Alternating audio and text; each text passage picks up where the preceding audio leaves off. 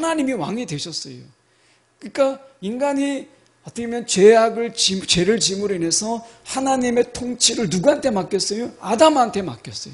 근데 아담은 그 통치권을 죄를 짐으로 인해서 사단에게 빼앗겼어요. 그리고 사단이 마치 이 땅에서 왕 노릇했어요. 무엇으로? 우리를 죄짓게 함으로 인해서. 그래서 우리는 죄의 지배 아래서 살았죠. 그래서 사실은 하나님의 뜻대로 살고자 해도 살 수 없는, 하나님과 동떨어진, 하나님의 통치가 내 안에서 이루어지지 않는 이러한 삶을 우리가 살았던 것이죠. 그래서 다시 이 땅에서 하나님이 왕이 되시는 이러한 삶을 계획하셨어요.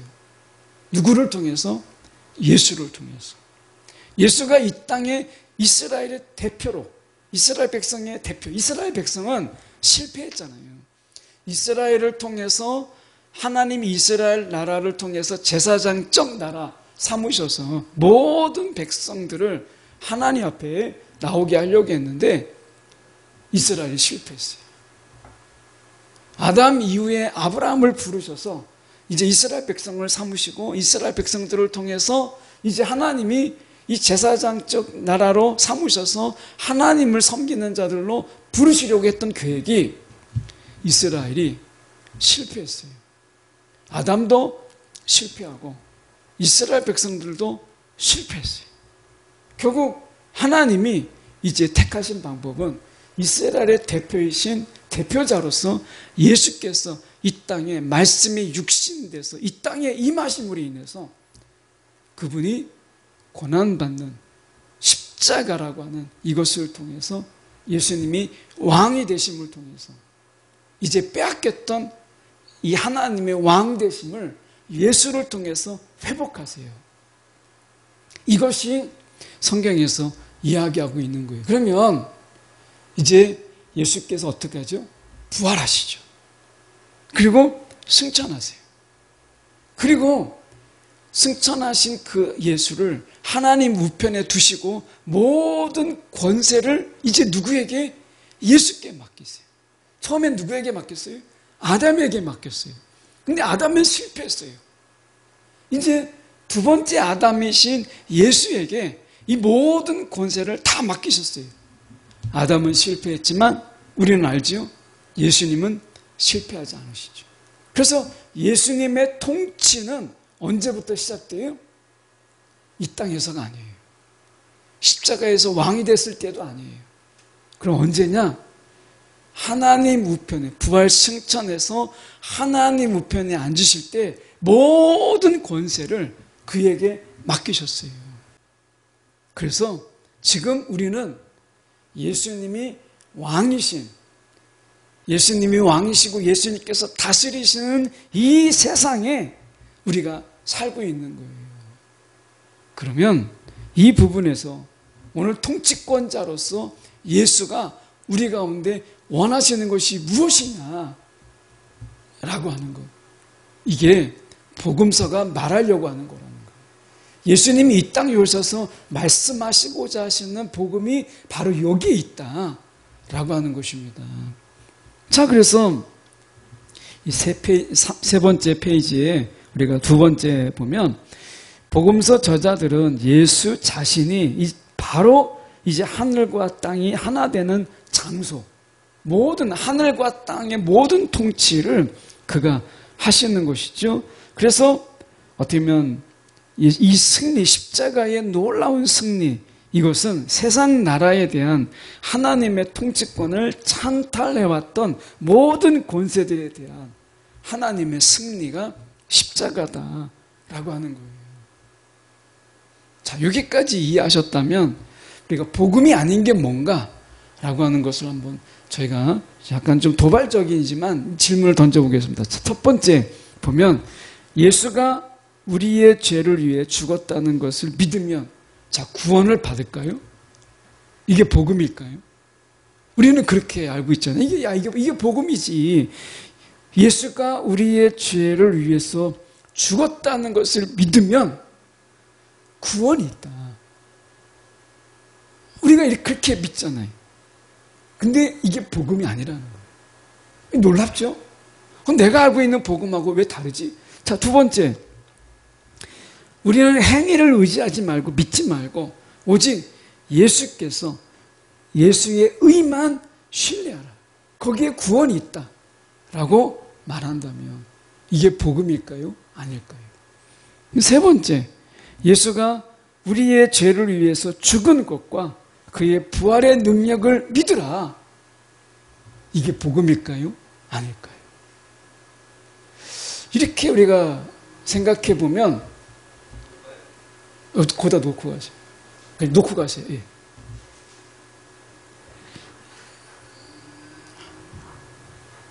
자, 거기 보시면 이렇게 되어 있습니다. 자, 이 세 가지가 우리가 이제 복음이라고 볼 수 있는데 이 복음이 아니라고 하는 건데요. 이게 왜 복음이 아닌가 라고 하는 이 부분을 우리가 좀 생각해 보려고 해요. 자, 보세요. 자, 우리는 다 그동안 이게 복음이라고 생각했어요. 자, 우리가 예수께서 우리의 죄를 위해서 죽으셨다. 야, 이거 믿으면 야, 그게 구원이다. 그러면 구원을 받는 이걸 믿으라 라는 거예요. 예수 믿으면 천국 간다. 이 말은 뭐겠어요? 예수 믿으면 우리가 구원이 있다. 그러면 그 예수가 어떤 예수예요? 우리 죄를 위해서 죽으셨다. 우리 죄를 사해 주셨다. 여기에 구원이 있다. 이거잖아요. 이게 복음이라고 생각을 한 거잖아요. 근데 이게 복음이 아니라는 거예요. 자, 그 다음에 보면 우리의 행위, 우리의 선한 행위를 믿지 말고 우리가 아무리 착한 일을 막 하고 이런 선한 일을 행했다고 해서 우리가 거기에 이 선한 행위를 의지하지 말고 믿지 말고 오직 예수의 의만 신뢰하라. 예수의 의만 바라보라. 우리 그렇게 얘기하잖아요. 우리의 행함을 보지 말고 예수의 의만 바라봐라. 이렇게 얘기하잖아요. 그런데 이게 복음이 아니라는 거예요. 예수가 우리의 죄를 위해서 죽은 것과 그의 부활의 능력을 믿으라. 이것도 역시 부활이 아니라는 거예요. 제가 설교 강단에서 이 부활의 능력으로 사십시오. 부활의 능력으로 우리가 살아가야 됩니다. 얼마나 많이 얘기했어요. 그런데 우리가 복음이라고 생각했던 이 모든 것들이 복음이 아니라는 거예요. 적어도 왜 복음이 아니라느냐라고 했을 때 예수가 전하려고 했던 복음이 아니라는 거예요. 예수가 전하는 복음이 아니라는 것이지 이것이 복음에 어긋나는 것이다. 이런 뜻은 아니에요. 그런데 적어도 예수가 우리 가운데 전하려고 했던 그 복음, 이것은 아니다. 그러면 예수가 전하려고 했던 복음이 뭐냐? 우리가 가지는 이 복음이라고 하는 것은 십자가와 부활이라고 하는 것에 너무 축소되어 있다는 거예요. 우리가 알고 있는 이 복음이. 그래서 사실은 복음은 우리가 알고 있는 것보다 훨씬 더 광대하다. 훨씬 더 크다. 라고 하는 것을 우리가 기억할 필요가 있다라는 거예요. 오늘 이 여름 사경의 주제가 왕이신 예수의 복음인데요. 그동안 복음 많이 들었죠. 그걸 신앙생활 하면서 복음이 무엇인가라고 하는 부분을 많이 들었어요. 그런데 대부분의 경우가 우리가 이 복음을 들을 때 조직신학적인 복음을 우리가 이야기하고 또 저도 그렇게 이야기했어요. 그런데 오늘 저희가 복음을 보려고 하는 것은 그냥 조직신학을 빼고 그냥 우리가 성경에서 말하고 있는 복음, 그 성경신학적인 이런 복음을 저희가 보려고 하는 거예요. 이게 어떻게 다르냐라고 하는 것은 저희가 이제 살펴보면 알겠지만 아마 저도 그렇고 준비하는 저도 그렇고 아마 듣는 여러분도 들을 때 이렇게 다른가라는 부분이 좀 있을 거예요. 이 부분 말고도 조직신학에서 알고 있었던 어떤 신학적인 부분을 성경으로 이렇게 가면 내용의 차이가 있는 것을 보게 돼요. 이것은 누가 맞다 틀리다가 아니라 상호 보완적인 부분이 있는데 어쨌든 우리가 이 복음을 아는 데 있어서 성경에서 과연 말하고자 하는 복음이 무엇인가라고 하는 것을 우리가 보게 됨으로 인해서 조직신학에서 말하고 있는 복음을 알았을 때 놓치고 있는 부분들, 그 조직신학에서 미처 보지 못한 복음의 부분들을 우리가 같이 보게 되는 이런 장점이 있습니다. 그래서 여러 책들을 통해서 오늘 성경신학적인 복음이 어떤 것인가라고 하는 것을 저희가 보려고 합니다. 먼저 누가복음에서 나와 있는 잘 알고 있는 성경이기 때문에 저희가 성경을 중간에 찾는 것도 있지만 저희가 잘 알고 있는 부분들은 그냥 내용만 저희가 말씀드리려고 합니다. 누가복음에서 말하고 있는 이 젊은 이 부자 관원이 나옵니다. 1페이지에 보면 그래서 예수님에게 이렇게 묻죠. 선한 선생님이요, 제가 영생을 우리가 상속받기 위해서는 무엇을 해야 합니까? 라고 물었을 때 이 영생이죠. 영성이 아니라 제가 영생을 상속받기 위해서 무엇을 해야 합니까? 라고 물었을 때 그 관원은 자신이 죽을 때 천국에 가는 방법을 물었던 게 아니다. 그러니까 우리가 보면 내가 어떻게 영생을 얻으리까? 어떻게 하면 내가 영생을 얻으리까? 라고 얘기했을 때 우리는 기본적으로 우리가 생각할 때 이 부자 관원이 가진 게 많은데 나중에 그가 죽고 나면 내가 어떻게 천국에 갈 수 있을까? 라고 하는 이 천국 가는 비결, 이거를 예수님께 우리가 물었다고 일반적으로 생각을 하잖아요. 이 누가복음에 이 부자 관원을 읽다 보면.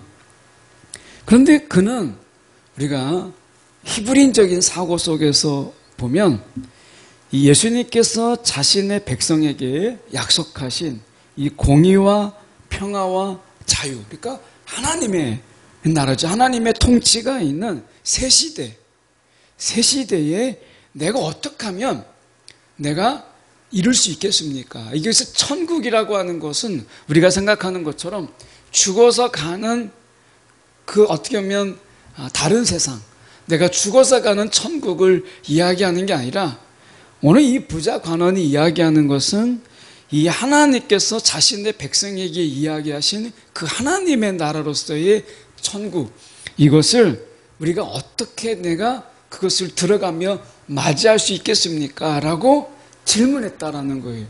우리가 약간 접근법이 다르죠. 여러분 어떠세요? 천국을 이야기하면 우리가 죽어서 가는 천국 정말 많이 이야기하잖아요. 그래서 여기 길 가다가도 보면 노원역에서 이렇게 하다 보면 늘 배낭 하나 메고 색 하나 메고 전하시는 분이 있어요. 전도지도 나눠주는 것도 아니고 지나가면서 예수 믿으면 천국 갑니다. 예수 믿으면 천국 갑니다. 이걸 얼굴이 막 붉어지도록 하루 종일 다니니까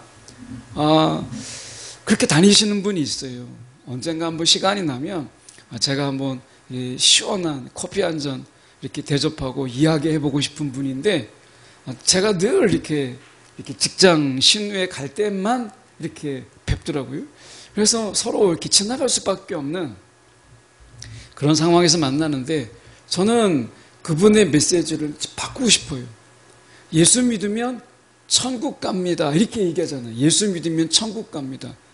근데 예수님이 이 땅에 오셔서 전하신 복음은 뭐예요? 회개하라, 천국이 가까이 왔느니라 라고 하는 메시지거든요. 그러니까 우리가 죽어서 가는 천국이 아니라 이미 그 하나님의 나라 천국이 이 땅에 왔다는 거예요. 그러니까 내가 예수 믿어서 가야 할 천국이 아니다. 여기 부자 관원의 이야기처럼 저와 여러분이 예수 잘 믿어서 나중에 천국 가자 라고 하는 것은 틀린 말이에요. 예수님께서 그러한 복음을, 그러한 말씀을 전하신 게 아니거든요. 예수님께서 말씀하신 게 회개하라, 천국이 가까웠다. 천국은 지금 이 땅에 와 있다는 거예요. 문제가 뭐냐면 하나님이 하늘에서 다스린 것처럼 이 땅에서도 하나님의 통치가 이 땅에 도래했다 라고 하는 것을 말씀하고 있어요. 하나님의 통치, 하나님의 다스림이 저와 여러분의 이 삶의 자리에 이미 도래했다 라고 하는 거예요. 이게 어떤 차이가 있느냐라고 하는 것을 아마 우리가 깊이 생각하지 않을 것 같아요. 우리가 뭐 죽어서 가는 천국이나 이 땅에서 하나님의 나라가 온 곳이나 뭐 특별히 뭐가 다른 게 있나 라고 하는데요. 삶의 이 자세가 달라요. 이 땅에서 살아가는 삶의 자세가 달라요. 우리가 첫 번째 경우는 내가 죽어서 가는 천국은 내가 예수 믿었기 때문에 이미 따놓은 당상이에요. 그러니까 내가 이미 언제 죽든지 간에 나는 천국에 가는 거예요. 더 우리가 좀 극단적으로 얘기하면 내가 이 땅에서 무슨 짓을 하더라도 나는 회개가 있고 아니 그 속에서 사함이 있고 나는 천국에 간다. 이거잖아요. 그러니까 내가 이 땅에서 내가 예수 믿는 그런 삶으로서 어떻게 살아야 되겠다라고 하는 치열한 고민이 없어요. 그러니까 내가 예수 믿으면 나머지의 천국까지의 그 삶은 그냥 내가 원하는 대로 살아가는 거예요. 내가 하고 싶은 대로 행하면서 살아가는 거예요. 그러니까 치열한 회개도 없고 그리고 예수를 붙잡는 그런 삶이 없어요. 어차피 내가 죽으면 가는 천국이니까. 그리고 그 천국은 이미 예약돼 있어요. 그러면 긴장감이 없잖아요. 이 세상의 삶이 아무런 긴장이 없어요. 그러니까 오히려 이 세상에서 회개 없는 이런 삶을 우리가 사는 거예요. 그런데 하나님의 나라가 이 땅에 도래했다라고 하면 내용이 전혀 다르죠. 하나님의 다스림 속에서 내가 있는 거예요. 나쁘게 말하면 하나님의 감시고 좋게 말하면 하나님의 함께 하심이 우리 가운데 있는 거예요. 그래서 이 땅에서의 삶이 긴장하게 되고 그리고 우리가 그 하나님 앞에서 어떻게 살 것인가 라고 하는 것을 자꾸 되묻게 되고 그래서 우리가 그것을 세상에서 어떻게 살 것인가를 말씀을 통해서 찾아야 되고 기도 가운데 하나님의 뜻을 찾아가면서 우리가 그 하나님의 뜻대로 살아가려고 하는 이 치열함이 이 땅에서 있는 거예요. 그러니까 우리가 그냥 예수 믿고 이 땅에서의 삶은 주님께서 천국으로 부르실 때까지 그냥 어영부영하는 이런 삶이 아니고 대충 보내는 그런 삶이 아니라 치열하게 기도하고 치열하게 말씀을 붙잡고 내가 하나님 안에서 하나님의 다스림 안에서 어긋남이 없도록 살아가는 이 치열함이 이 땅에 있는 거예요. 그러니까 주님께서 부르시는 그 날까지 사도 바울처럼 그렇게 치열하게 우리가 살아가는 삶이 이 땅에 있는 거예요. 이렇게 본다면 오늘 우리는 어떤 천국을 바라보면서 살고 있는가? 그냥 내가 예수 믿었으니까 이 땅에서 대충 살다가 우리가 대충 그냥 교회 가고 대충 기도하고 대충 말씀 우리가 알면서 어차피 내가 예약된 천국에 가는 거 그런 거라면 그냥 쉬엄쉬엄 이렇게 신앙생활 하는 거죠. 그런데 성경의 인물들을 보면 특히 예수님의 제자들이 사도로 보내심을 받았을 때 그들은 숭배한 자들도 있고 그들은 굉장히 치열하게 그들의 삶을 우리가 살아갔던 것을 보게 돼요. 성령의 인도함 속에. 왜 이렇게 다른가? 라고 하는 거예요. 같은 천국을 바라보는 삶이 그런 의미에서 저와 여러분의 삶 속에서 우리는 죽어서 가는 천국을 아무리 많이 하나님의 나라가 이 땅에 도래했다라는 이야기를 아무리 외쳐도 우리의 삶은 나중에 죽어서 가는 천국을 아직도 버리지 못하고 우리가 살아가는 것이 아닌가라고 하는 거예요. 그런 의미에서 오늘 다시 한번 저희가 보면 오늘 이 예수님께서 말씀하시는 이 복음이 우리 가운데 삶의 전향적인 이 자세를 바꾸게 돼요. 우리가 지난 봄사경회 때 보았던 우리가 팔복이라고 하는 것이 바로 그런 거 아니겠어요? 이 팔복의 삶이 뭐겠어요? 이런 조건을 이루어야 복을 받는다가 아니라 이미 우리는 이러한 가치관을 가지고 이 세상에서 살아가라고 가치관의 이 변화, 이것을 우리 가운데 허락했기 때문에 팔복이라고 하는 이 가치를 가지고 세상을 살아가라 라고 말씀하신 거잖아요. 그러니까 이 세상에서 말씀하고 있는 세상의 가치, 이 세상의 가치관대로 살지 말고 예수님께서 우리 가운데 전해주신 그 가치관을 가지고 세상을 살아가라 라고 말씀하고 있다는 거예요. 자, 그런 의미에서 저희가 다니엘서 9장 1페이지에 나와 있는 중간 정도에 보면 다니엘서 9장에 보면 71회가 나옵니다. 이 다니엘서에서 나와 있는 71회라고 하는 거 490년이잖아요. 490년. 생각해 보세요. 이스라엘 백성들이 이제 그들이 잘못했어요. 그래서 하나님의 뜻을 따르기보다는 우상을 섬기는 이러한 삶을 그들이 살았지요. 그래서 하나님께서 그들에게 심판하셨어요. 바벨론을 통해서.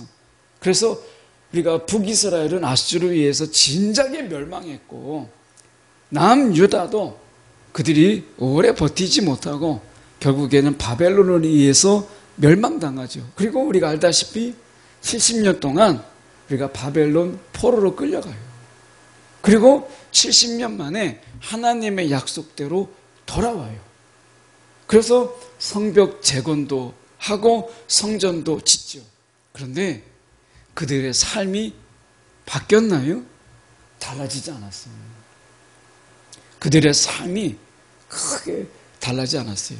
자, 바벨론의 포로로 끌려갔던 그들이 이제 바벨론의 속박 속에 있다가 나중에는 다시 페르시아의 지배 속에 있다가 예수님 당시 오실 때는 결국에는 로마의 지배를 받는 이러한 모습을 보게 돼요. 그러니까 그들의 모습이 도대체 달라지지 않는 거예요. 성전을 재건하고 나면 그러면 그들의 삶은 다윗 왕국처럼 다시 세상을 호령하는 이런 세상이 올 줄 알았는데 아무런 변화가 그들 가운데 없었다는 거예요. 얼마나 실망되겠어요. 야, 70년만 버티자 이렇게 얘기했는데 다니엘서를 보니까 70년이 아니에요. 70년이 7번이나 되는 490년을 버텨야 되는 거예요. 생각해요. 70년도 힘든데 490년을 버틴다면 도대체 이게 언젠가 이런 생각이 들지 않겠어요? 그러니까 다니엘서를 본 그들은 포로 귀환 이후에 너무나 지치고 힘든 거예요. 야, 이게 도대체 뭐냐? 라고 하는 거죠. 그런데 마태복음에 가면 이 다니엘서의 이 71회를 다르게 해석했어요. 마태복음에 보면 이 족보가 나옵니다. 이 족보가 나오면 어떤 족보가 나오면 아브라함부터 현재까지 이르기까지 역사를 아우르는데 연수로 계산하지 않고 세대로 계산했어요. 그래서 보면 이 모든 세대를 14대씩 그래서 3번 지나간 것으로 보았어요. 그러니까 14대 해서 우리가 보면 이 14대하고 3번 지나가니까 그리고 나서 이제 그 7번이 이제 6번 지나간 거죠. 6, 7이 42니까 이 14대, 그러니까 14대가 3번 지나가면 몇 번이에요? 42년이잖아요. 6, 7이 42. 그렇죠. 그러니까 이 6세대가 이제 지나간 거죠. 그러니까 그리고 나서 지금 7번이 지금 6번 지나간 거예요. 세대로 따지니까. 그리고 나서 예수님께서 오셨는데 7번째 세대가 이제 된 거죠. 그래서 7번째 7에 도달하게 되는. 그 7, 7이 49잖아요. 그러니까 예수님이 오실 때는 이제 7이 6번 지나가는 이런 세대에서 이제 7이 7번째 되는 이 세대에 예수님께서 오신 거예요. 그래서 예수님께서 친히 희년이 되시는 이런 예수의 모습으로 우리 가운데 오셨다. 그러니까 이 다니엘의 71회 490년이라는 이 시간을 마태는 세대로 이야기해서 7세대 때 오신다. 7세대 때. 그런데 지금까지 6세대가 지나갔다. 6세대가. 그러니까 6세대라는 말이 지금 보면 이 7이 6번 지나갔다라는 거죠. 지금 보면 다시 설명드리면 마태복음이 세대를 나눕니다. 그리고 14대씩을 쪼개잖아요. 마태복음에 우리가 보면 족보를 보면 우리가 잘 알고 있기 때문에 마태복음을 펴진 않는데 마태복음을 보면 족보가 14대 세대씩 3번 이제 족보가 지나가요. 근데 이것을 7세대로 나누면 6번 지나간 거예요. 6, 7이 42세대가 지나간 거죠. 그리고 7번째 세대 때 예수님께서 오신 거예요. 7번째 세대 때. 그리고 예수님이 친히 이 희년으로 오신 것이죠. 그렇게 이제 해석함으로 인해서 마태복음 1장 21절에 보면 1장 21절에 아들을 낳으리니 이름을 예수라 하라. 이는 그가 자기 백성을 그들의 죄에서 구원할 자이심이라 하니라. 그래서 예수님께서 희년이라고 하는 것은요, 모든 노예됨으로부터 벗어나는 해방인 거예요. 본래로 돌아가는 거예요. 그래서 예수님께서 지금 죄에서 구원할 자이심이라. 그가 친히 이 희년으로 이 땅에 오신 거예요. 희년으로 친히. 그래서 예수께서 이 땅에 오신 구원자로 오신 것이죠. 그래서 보면 밑에 말씀이 육신이 되셨고 우리 가운데 그의 스케네, 이 말씀이 육신 되었다라고 하는 것은 이 스케네라는 말인데요. 이것이 천막에 이 천막을 세우셨다. 그 그리스도로 얘기하면 스케네는 이 거주하다, 머무르다라는 말이에요. 여러분 이 스케네가 여러분 우리가 얼핏 들을 때 야 이거 어디서 많이 들어본 건데 라는 생각이 들잖아요. 히브리어에 샤칸이라는 말이 있습니다. 그래서 이 어떻게 보면 하나님의 임재 이것을 쉐키나라고 이야기하거든요. 쉐키나. 그러니까 하나님의 임하심, 이 쉐키나의 은혜, 이 은혜가 말씀이 육신이 되었다라는 이 말에 이 하나님의 쉐키나를 그대로 담고 있다는 거예요. 그러니까 예수께서 이 땅에 오신 것은 마치 하나님께서 임하신 가운데 이스라엘을 품으신 것처럼 쉐키나의 은혜처럼 이 땅에 말씀이 육신이 되어서 우리 가운데 친히 임하셨다라는 말씀인 거예요. 그래서 요한복음 1장 14절에 이렇게 말씀합니다. 말씀이 육신이 되어 우리 가운데 거하심에 우리가 그 영광을 보니 아버지의 독생자의 영광이요 은혜와 진리가 충만하더라. 은혜와 진리가 충만하더라. 이 쉐키나의 하나님의 임하심이 이런 이 영광과 은혜와 그리고 진리가 충만했던 것처럼 말씀이 육신이 되었다라고 하는 것은 예수께서의 그 임하심으로 인해서 우리가 예수님의 임하심, 이 스케네의 그 임하심은 하나님의 쉐키나의 임하심과 같은 거예요. 우리 가운데 이런 은혜와 진리가 충만하게 하셨다라고 하는 것입니다. 그게 예수님의 임하심이에요. 이 임하심이 우리 가운데 있다라고 하는 것입니다. 자, 여기까지 생각해 보면 예수님은 때가 참에라는 말을 하셨어요. 예수님이 오신 것은 그냥 대충 있다가 오신 게 아니라 그냥 아무렇게나 있다가 오신 게 아니라 예수님께서 오심은 하나님의 때가 참에 이 땅에 오셨다라고 하는 것이죠. 이것은 이 다니엘서를 이야기하면 이른 이래를 이야기하는 거고 마태복음적으로 이야기하면 이 세대가 지금 7번씩 해서 7번째 해당되는 그러니까 49세대 이 49세대 되는 이때에 예수님께서 오신 것이죠. 친히 희년으로. 그리고 예수님께서 희년으로 이 땅에 오심으로 인해서 우리 가운데 구원과 영광과 은혜와 진리가 충만하게 하셨다. 라고 하는 거예요. 근데 여기서 생각해 볼 때 이 맨 마지막 1페이지의 맨 마지막에 보면 요한복음 7장 39절에 저희가 말씀을 보잖아요. 이렇게 말씀하고 있어요. 요한복음 7장 39절에 보면 이는 그를 믿는 자들이 받을 성령을 가리켜 말씀하신 것이라.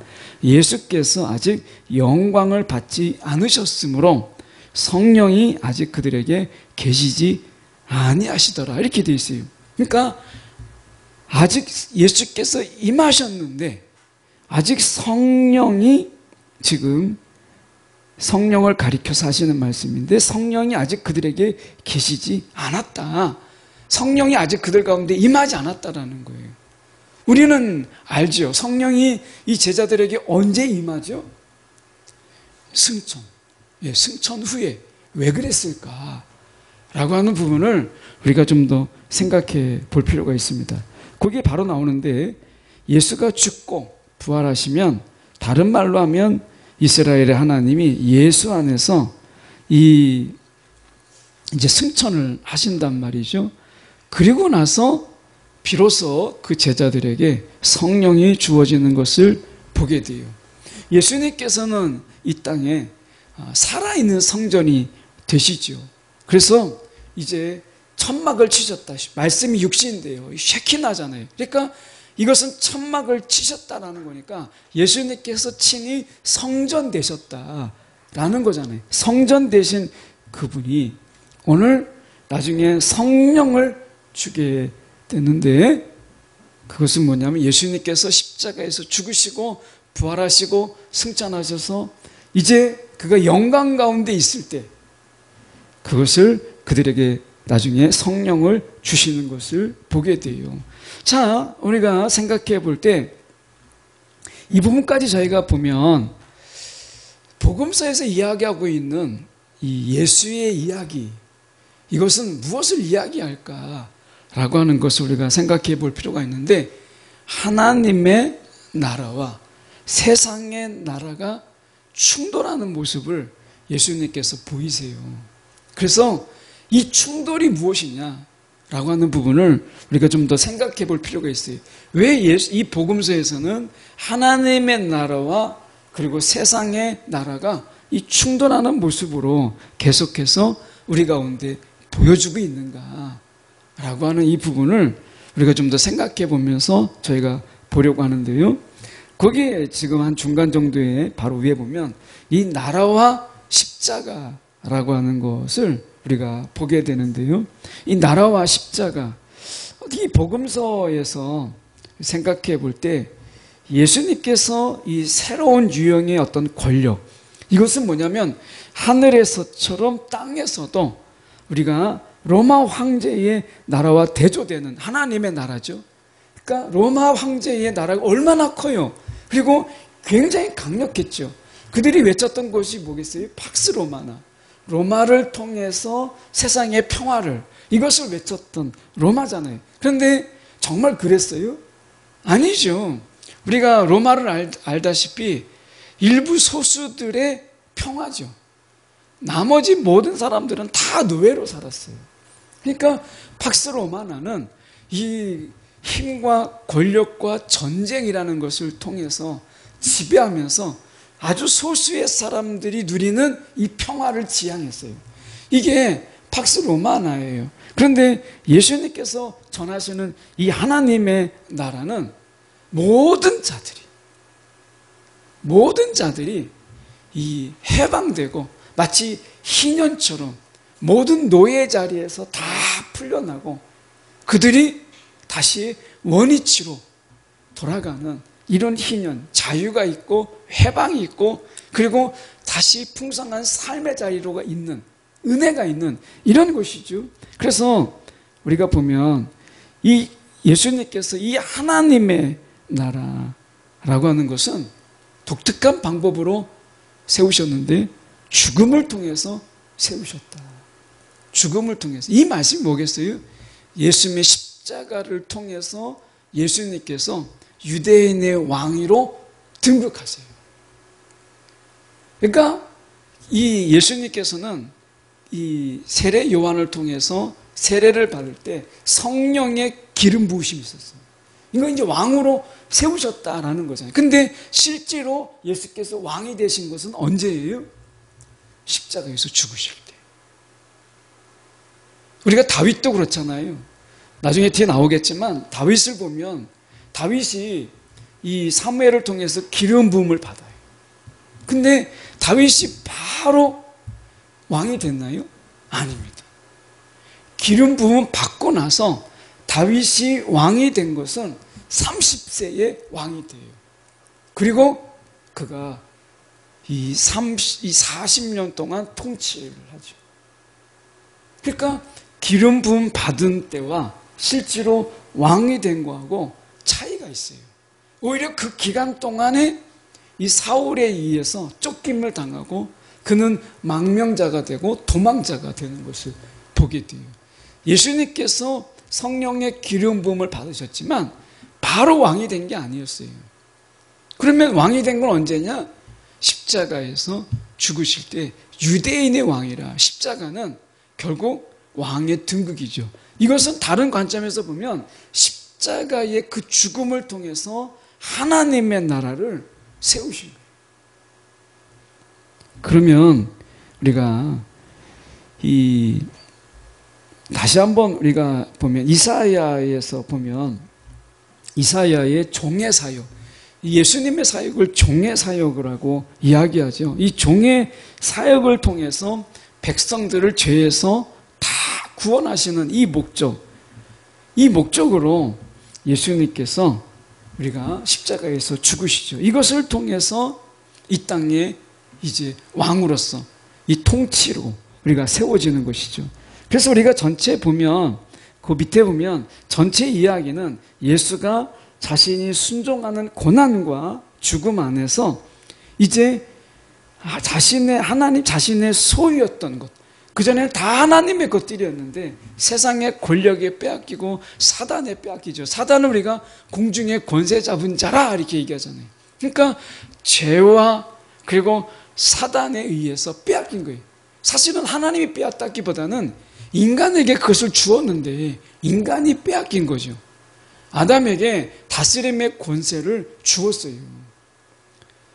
그러니까 너가 다스리는 자가 되라 이렇게 했잖아요. 그런데 아담이 우리가 범죄함으로 인해서 하나님이 그에게 주신 다스림의 권세를 사단에게 빼앗기죠. 그리고 사단이 이 땅의 공중의 권세 잡은 자로서 우리를 다스리고 죄의 지배 속에서 우리를 다스렸어요. 이것은 결과적으로 하나님이 이 땅에 대한 통치권을 우리가 죄와 사단에게 뺏기는 결과를 가져오게 된 것이죠. 그런데 예수님께서 이 땅에 종으로 오셔서 십자가의 죽으심이라고 하는 것을 통해서 이제 다시 그 통치권을 사단에게서 빼앗아서 다시 하나님께 회복하는 이 사역을 예수께서 하세요. 그러니까 이 성경의 복음의 이야기는 어떻게 하나님이 왕이 되었는가, 이 이야기인 거예요. 어떻게 하나님이 왕이 되었는가. 하나님이 왕이 되셔야 될 이유가 무엇이겠어요? 이 세상의 다스림이 빼앗긴 거예요. 이 다스림을 빼앗기는 가운데서 이 사단이 공중의 권세 잡은 이 권세자가 마음껏 인간들을 하나님과 동떨어져서 죄를 짓게 만들고 하나님과 거리가 떨어지게 하고 하나님 없는 삶으로 살아가도록, 죄를 지었음에도 불구하고 그들이 죄짐의 이 자유 속에서 살아가도록 그렇게 한 것이죠. 그래서 이것을 예수님께서 친히 이 땅에 종으로 오셔서 그분이 빼앗겼던 이 권세, 이 빼앗겼던 통치를 하나님께 다시 돌려드림으로 인해서 하나님의 통치가 이 땅에 임하게 된 것이에요. 자, 그러면 이것을 생각해 볼 수 있는 부분이 이사야에 나옵니다. 이사야 52장 7절에 우리가 보면 기쁜 소식이 나옵니다. 52장 7절에 좋은 소식을 전하며 평화를 공표하며 복된 소식을 가져오며 구원을 공포합니다. 그런데 여기에서 좋은 소식, 기쁜 소식이라는 말을 우리가 히브리어로 보면 말락 엘로하위 이렇게 돼 있어요. 이 말락 엘로하위라고 되어 있는 이 부분은 하나님이 통치하신다 라는 뜻이에요. 내 하나님이 통치하신다 이런 뜻입니다. 그러니까 이 지금 바벨론의 몰락과 그 종살이하는 이스라엘에게 정말 해방을 선언하는 이 사자가 전하는 이 메시지가 뭐냐면 기쁜 소식인데, 이 기쁜 소식은 딱 두 단어예요. 뭐냐면 말락 엘로하위 이렇게 돼 있어요. 이것은 하나님이 통치하신다. 내 하나님이 통치하신다. 이거예요. 이게 이사야 52장 7절의 말씀인 거예요. 하나님이 통치하신다. 이게 기쁜 소식이고 이게 복음이라. 하나님이 통치하신다 라고 하는 것입니다. 그래서 이것은 뭐겠어요? 하나님이 왕이 되셨다. 하나님이 왕이 되셨다 라는 이 의미예요. 그래서 다른 말로 하면 이제 독재자들, 어둠의 영적 세력들을 타도하고 그분이 이제 이 땅을 통치하는 왕이 되셨다. 그분이 왕이다 라고 하는 것을 우리 가운데 보여주는 거예요. 그러면 이제 누구를 섬겨야 되겠어요? 세상이 왕이 아니에요. 이제 통치자가 바뀌었어요. 이걸 우리가 기억해야 돼요. 통치자가 바뀌었다. 그러면 우리가 세상을 섬기는 자가 아니라 이제 왕을 섬기는, 이제 새로운 왕, 하나님을 섬기는 자가 돼야 된다라고 하는 것을 이야기하는데요. 이 섬김은 우리가 대충 섬기는 게 아니에요. 세상을 우리가 보세요. 세상이 왕 노릇할 때, 우리를 섬기게 할 때 어떻게 해요? 정말 치밀하게 우리가 세상 속에서 살아가게 만들잖아요. 그렇게 막 우리를 달달 볶아요. 세상이. 그러니까 이 세상이 왕 노릇할 때 우리의 삶은 쉼도 없고 그 속에서 정말 어떤 이 안식이라는 것도 없이 그렇게 세상 속에서 막 살아가는데, 나중에 가면 남는 게 뭐가 있어요? 그냥 허무 외에는 아무것도 남는 게 없어요. 이게 세상에 다스리는 세상의 통치였어요. 그런데 이제 왕이 되었어요. 하나님이 왕이 되었어요. 이 왕이 된 하나님께서 우리 가운데 다스리시죠. 이 다스림 가운데 오늘 우리 가운데 이렇게 말씀하세요. 이 하나님께서 세상을 구출하는 수단, 이스라엘 부르신 목적은 결국 이스라엘의 대표자이신 메시아, 그 메시아 인격 안에서 우리가 이 이스라엘이 되시게 하는 것. 그러니까 다시 말하면 메시아의 인격 안에서 그분 자신이 이제 이스라엘이 되심으로 인해서 오늘 하나님의 통치에 그 온전함을 이루는 것이죠. 그래서 우리가 보면 이사야 40장 그리고 40장에서 55장을 전체로 요약하는 말이 하나 있는데, 그것은 결국 무엇이냐면 이스라엘의 하나님께서 우리가 결국 하나님의 나라를 설립하고 그리고 이스라엘 대표가 겪을 그 순종의 고난을 통해서 오늘 우리가 그 목적이 성취된다라고 하는 것입니다. 그러니까 이사야 40장에서 50장, 55장까지의 그 요약을 한마디로 이야기하면 하나님의 나라를 설립하는데, 이 설립은 어떻게 이 목적을 성취할 수 있느냐? 결국에는 예수께서 이스라엘의 대표로 오시고 순종의 고난을 통해서 이 목적을 성취하신다. 이게 이스라엘의 어떻게 보면 이사야의 40장 이후의 요약이다 라고 하는 것입니다.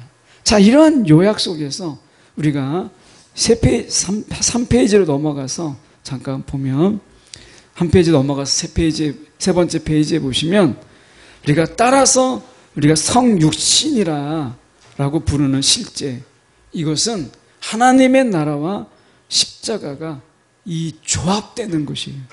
그 결국 성육신이라는 것을 통해서 우리 가운데 하나님의 영광이 이 땅에 임하셨다 라고 하는 것을 선포하는 거죠. 그러니까 십자가, 그 십자가 속에서 예수가 왕으로 등극함으로 인해서 이제 하나님의 나라가 이 땅에 이제 임한 것이 분명히 증거하셨고, 그리고 나서 하나님의 통치가 이루어지죠. 자, 여기서 이제 우리가 하나님이 왕이 되셨다라고 하는 것을 구약적인 관점에서 보았다면, 이제 오늘 저희가 사경회를 하려고 하는 본격적인 부분은 3페이지부터 시작해요. 자, 여기서 잠깐 정리해 보면, 자, 이제 하나님이 왕이 되셨어요. 그러니까 인간이 어떻게 보면 죄를 짐으로 인해서 하나님의 통치를 누구한테 맡겼어요? 아담한테 맡겼어요. 근데 아담은 그 통치권을 죄를 짐으로 인해서 사단에게 빼앗겼어요.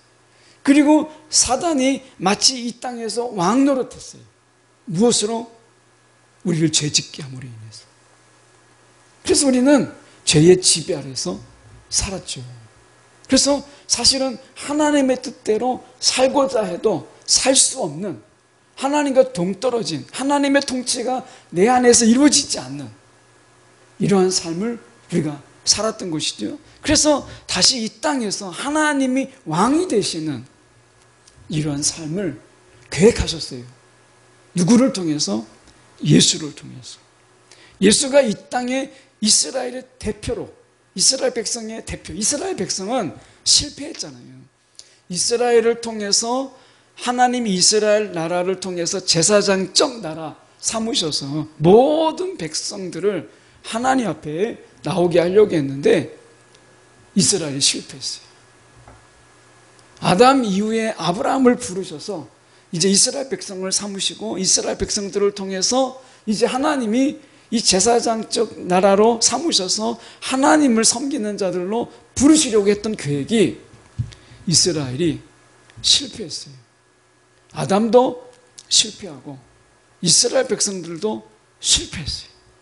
결국 하나님이 이제 택하신 방법은 이스라엘의 대표이신 대표자로서 예수께서 이 땅에 말씀이 육신돼서 이 땅에 임하심으로 인해서 그분이 고난받는 십자가라고 하는 이것을 통해서 예수님이 왕이 되심을 통해서 이제 빼앗겼던 이 하나님의 왕 되심을 예수를 통해서 회복하세요. 이것이 성경에서 이야기하고 있는 거예요. 그러면 이제 예수께서 어떻게 하죠? 부활하시죠. 그리고 승천하세요. 그리고 승천하신 그 예수를 하나님 우편에 두시고 모든 권세를 이제 누구에게? 예수께 맡기세요. 처음엔 누구에게 맡겼어요?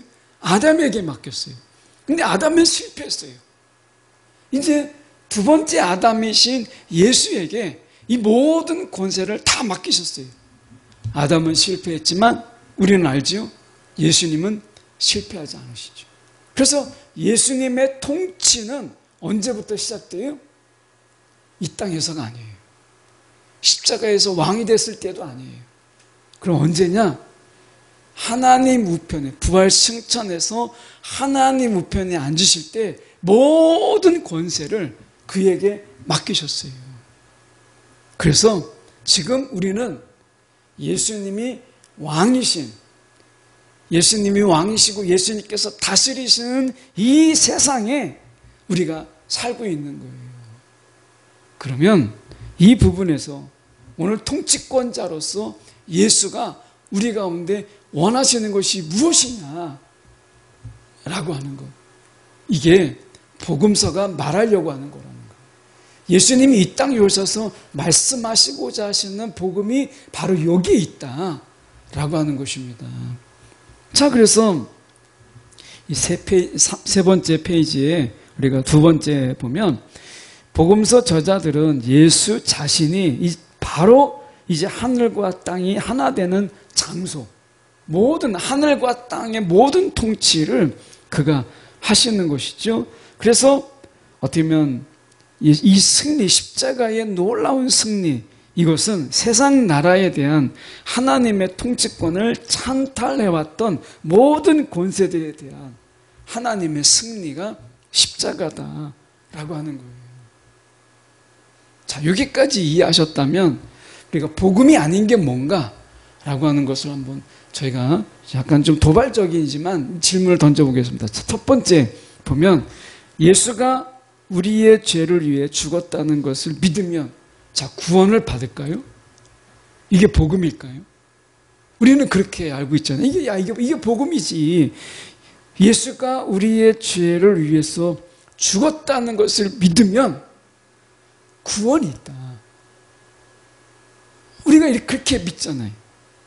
근데 이게 복음이 아니라는 거예요. 놀랍죠? 내가 알고 있는 복음하고 왜 다르지? 자, 두 번째. 우리는 행위를 의지하지 말고 믿지 말고 오직 예수께서 예수의 의만 신뢰하라. 거기에 구원이 있다. 라고 말한다면 이게 복음일까요? 아닐까요? 세 번째, 예수가 우리의 죄를 위해서 죽은 것과 그의 부활의 능력을 믿으라. 이게 복음일까요? 아닐까요? 이렇게 우리가 생각해 보면 거기다 놓고 가세요. 그냥 놓고 가세요. 예.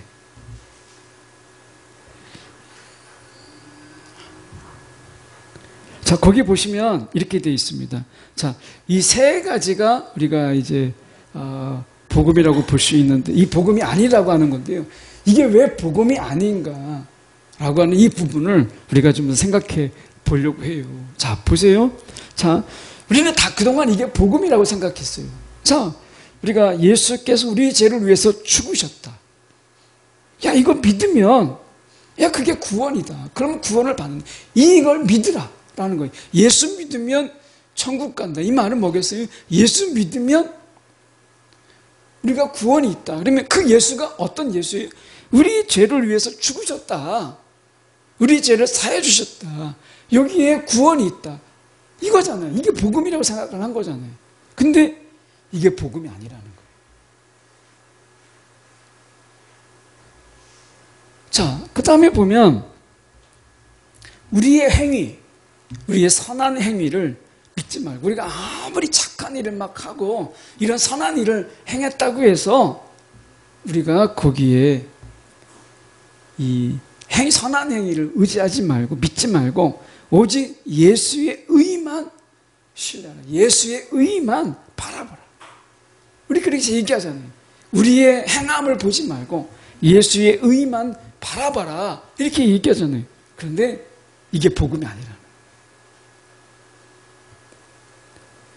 예수가 우리의 죄를 위해서 죽은 것과 그의 부활의 능력을 믿으라. 이것도 역시 부활이 아니라는 거예요. 제가 설교 강단에서 이 부활의 능력으로 사십시오. 부활의 능력으로 우리가 살아가야 됩니다. 얼마나 많이 얘기했어요. 그런데 우리가 복음이라고 생각했던 이 모든 것들이 복음이 아니라는 거예요. 적어도 왜 복음이 아니라느냐라고 했을 때 예수가 전하려고 했던 복음이 아니라는 거예요. 예수가 전하는 복음이 아니라는 것이지 이것이 복음에 어긋나는 것이다. 이런 뜻은 아니에요. 그런데 적어도 예수가 우리 가운데 전하려고 했던 그 복음, 이것은 아니다. 그러면 예수가 전하려고 했던 복음이 뭐냐? 우리가 가지는 이 복음이라고 하는 것은 십자가와 부활이라고 하는 것에 너무 축소되어 있다는 거예요. 우리가 알고 있는 이 복음이. 그래서 사실은 복음은 우리가 알고 있는 것보다 훨씬 더 광대하다. 훨씬 더 크다. 라고 하는 것을 우리가 기억할 필요가 있다라는 거예요. 자, 그런 의미에서 우리가 좀 더 보면 중반전에 보면 성경에서 구원을 가져다 주는 믿음은 단순히 하나님의 약속, 이거에 대한 확신이나 내적 신뢰가 아니다. 그냥 이게 구원에 이르는 믿음, 우리가 보통 이 구원에 이르는 믿음을 이야기하잖아요. 다 믿음이 구원에 이르는 게 아닙니다. 구원에 이르는 믿음이 있다는 거예요. 우리가 믿습니다. 아무리 외친다고 해서 우리 가운데 구원이 있는 게 아니라는 거예요. 구원에 이르는 믿음이 있다는 거죠. 근데 우리가 보통 그 믿음을 우리가 어떻게 얘기하냐면 하나님의 약속에 대한 확신, 이런 내적인 신뢰가 있으면 우리는 구원이 있다. 이게 구원에 이르는 믿음이다. 이렇게 생각하죠.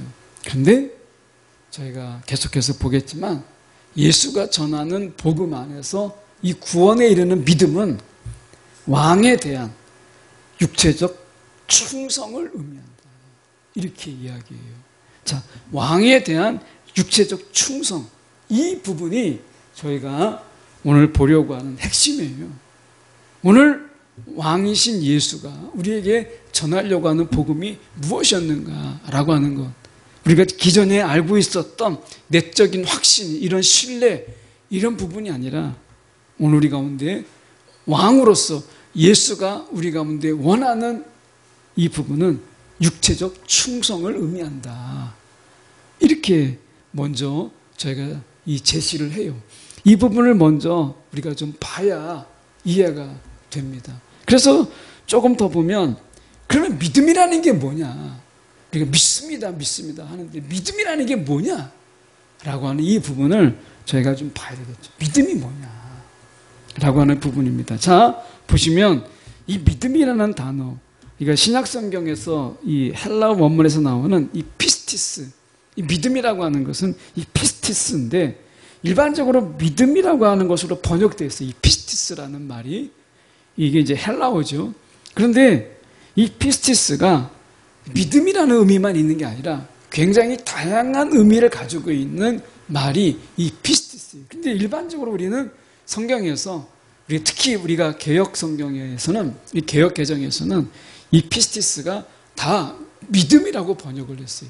그런데 이 피스티스라는 말은 훨씬 더 많은 풍성한 뜻을 가지고 있다라고 하는 거예요. 그 중에 하나가 충성이다라고 하는 겁니다. 신실함, 성실함, 이런 단어들도 있고요. 이런 뜻의 의미도 있고 여기서 말하는 충성이라는 의미도 있어요. 그런데 저희가 보면 이 계시록 2장 13절에 말씀해 보면 나는 내가 살고 있는 도시가 어떤 곳인지 잘 알고 있다. 그 도시는 사단의 왕자가 있고 우상 숭배의 중심지가 되어버린 곳이다. 그런데도 너는 내게 충실하였고 내 신실한 증인 안디바가 사단의 손에 순교당했을 때도 나를 저버리지 않았다. 이렇게 되어 있어요. 성경에 보면 너는 내게 우리가 이 부분을 대해서 충실하였다라고 번역을 하고 있거든요. 이 현대어 성경의 번역입니다. 그런데 우리가 개역 개정에서는 믿음으로 되어 있어요.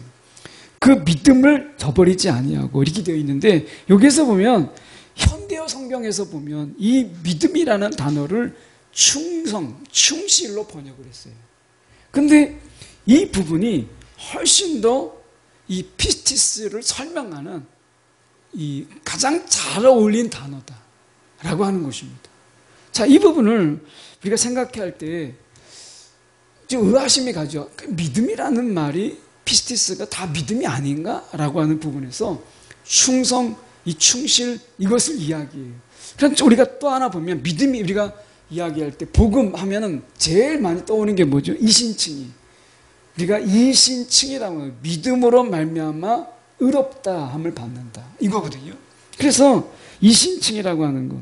이게 우리가 복음의 핵심이다. 결국 믿음으로 인해서 우리는 의롭다함을 얻는다. 우리가 이걸 제일 많이 얘기하잖아요. 결국 믿음은 의롭다함으로 인해서. 의인은 믿음으로 말미암아 살리라. 얼마나 많이 우리가 이야기해요. 그러니까 지금 이신칭이라고 하는 거 이게 복음의 핵심이다라고 우리가 생각하잖아요. 그래서 우리가 어떻게 생각해요? 여러분 이신칭이 내가 믿음으로 말미암아 의로워진다. 의롭다함을 얻는다. 그래서 우리가 믿음을 얼마나 많이 강조했어요. 믿음이 최고다. 뭐 정말 많이 이야기했잖아요. 하나님이 재판관이시고 우리는 하나님 앞에서 죄인이에요. 그러나 그리스도 안에서 우리는 의롭다함을 하심을 얻어요. 그래서 우리의 죄가 이제 유죄에서 무죄로 바뀐다. 아, 이거야말로 복음이다. 예수 믿으십시오. 죄사함이 있습니다. 예수 믿으세요. 천국 갑니다. 예수 믿으세요. 오늘 우리가 이제 다 무죄한 자가 돼서 하나님 앞에 우리가 거룩한 자로 섭니다. 얼마나 많이 이야기했어요. 그런데 예수가 전하는 복음은 아니다. 예수가 말하려고 하는 복음은 이심칭의가 아니다 라고 하는 거예요. 약간 좀 놀랍죠? 또 하나 우리가 복음이라고 하는 부분을 우리가 아닌 것, 복음이 아닌 것, 우리가 하나님이 복음이다, 예수가 복음이다 이런 얘기하죠. 저도 하니까요. 예수의 삶의 전부가 복음이다. 그분의 태어나심, 이 땅에서 태어나심과 십자가의 죽으심과 승천과 부활, 이 모든 것이 다 복음이다. 예수의 삶이 복음이다.